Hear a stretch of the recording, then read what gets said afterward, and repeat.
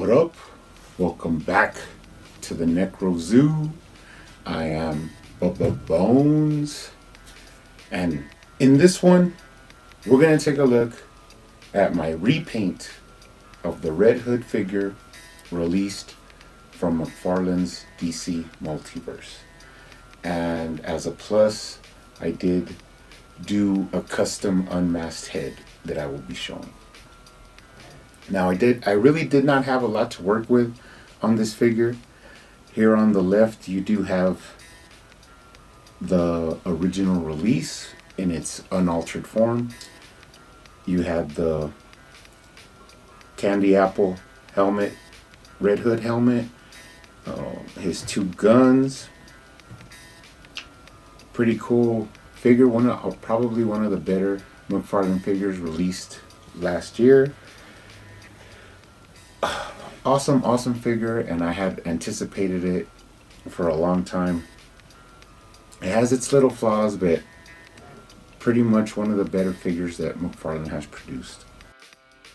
Now on my right we have my repaint, because in all the other iterations before, usually on the Red Hood figures they do paint the kick pads on his boots silver. And of course, McFarlane is notorious for beautiful sculpt and not a lot of paint detail, which actually makes it better for customizers because we have more fun adding our own little details, and it just makes it a little bit more fun, in my opinion.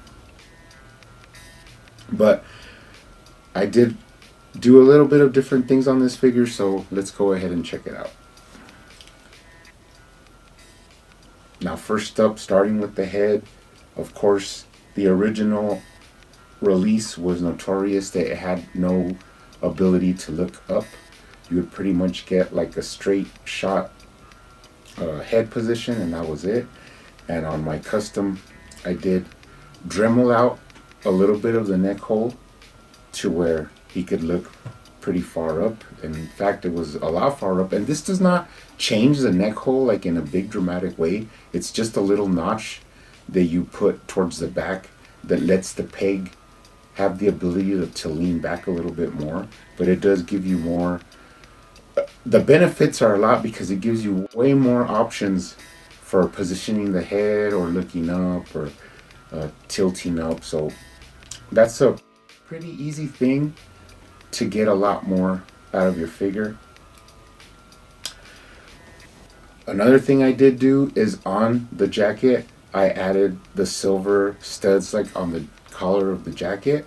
Like I said, there's minimal things I could do, so I mean, this is just what I felt looked better, even though it's not like a lot of big changes or anything. But I did do silver on some of the buttons on his collar, and then I did put in the zippers on each side silver, which does give it a little bit more pop than the original that just is bland and has no accent of paint. Now before we move down, I did touch up the guns where I added the red paint to the little bat emblems or Red Hood emblems on the side of the guns, and it actually makes it look a lot better. I really like the way they look, and this is more like in the Arkham figures of Red Hood. They always had the symbols painted in, so that's why I did that. So another thing I did do is on the gloves, I added silver paint to the knuckles. This comes from, even on the Mattel figure, the figures had the knuckles painted into the gloves, so I just thought it would give it a little bit more accent, and it does look a lot better with them. Moving down, I did paint the kick pads. As I said, they came out pretty nice with a shiny, really metallic silver, and all the way down to the ones above the bottom of the boot. And when you move the toe articulation, it does separate the paint, but then it goes right back to the way it was, which is pretty cool.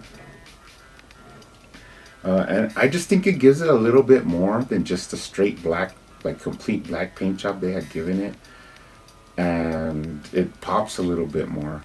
So I did make a custom head, but the thing is that now they have a rumor, but it's pretty much going to be official. The McFarlane will be releasing an unmasked Red Hood head. Even though I had made this one from an old Nightwing, I think it's a designer series, but I did change the domino mask so that it didn't look too much like the Nightwing one. And then I did split some more hair in the front on the bangs, and then I added the white stripe that Jason Todd usually has. Also, I painted in the domino mask with red just to give it a little bit more red hood tint. I trimmed down the ears because they were really protruding, like you could really see them. So I did little modifications. Now, the main thing I did to this head was the fact that it just had one really small pinhole for the peg from the original, and to fit on the neck of this figure, I had to completely hollow out the inside with my Dremel, and it took a good amount of time, and it just like sprayed plastic feathers everywhere.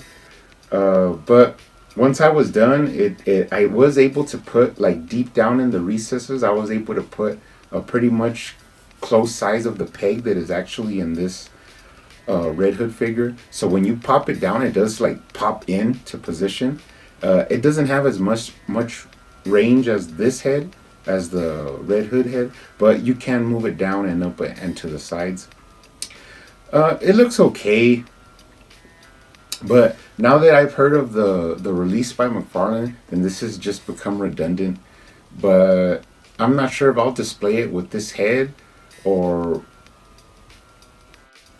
in all actuality, in the end, if they do, when they do release the unmasked head from McFarlane, this will just be my repaint standing right next to the original release.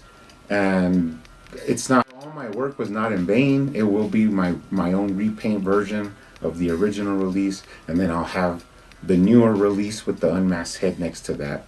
Let's see what that one looks like. For right now, we have no idea, but it'll be pretty cool. It should be cool.